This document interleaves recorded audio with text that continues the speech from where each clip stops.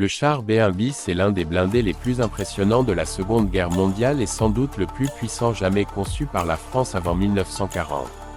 C'est un char lourd développé pour offrir une puissance de feu et une protection hors norme afin de briser les lignes ennemies et soutenir l'infanterie. Entré en service à la fin des années 30, le char B1 bis est une version améliorée du modèle B1 avec un blindage renforcé, un armement plus performant et une motorisation plus puissante. Son design était unique et imposant.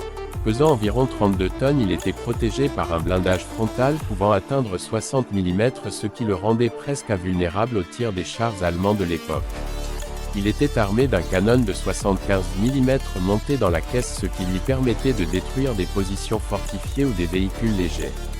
Mais ce n'était pas tout. Il possédait aussi une tourelle équipée d'un canon de 47 mm anti-char capable de combattre les blindés ennemis avec précision. Enfin, une mitrailleuse était montée à l'avant pour la défense rapprochée. Le char B1 bis nécessitait un équipage de 4 hommes, un conducteur, un radio, un chargeur et un chef de char qui assurait aussi le tir de la tourelle. La coordination dans l'habitacle était essentielle car chaque membre avait une fonction précise dans un espace restreint et sous pression constante. Malgré sa conception avancée, le char B1 bis avait aussi des limites, notamment une consommation élevée de carburant, une vitesse faible d'environ 25 km/h et une maintenance difficile en conditions de combat. Cependant, sur le champ de bataille, il inspirait la crainte.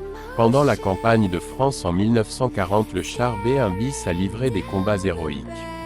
Il était capable d'affronter plusieurs chars ennemis en même temps et d'encaisser des dizaines d'obus sans être mis hors de combat.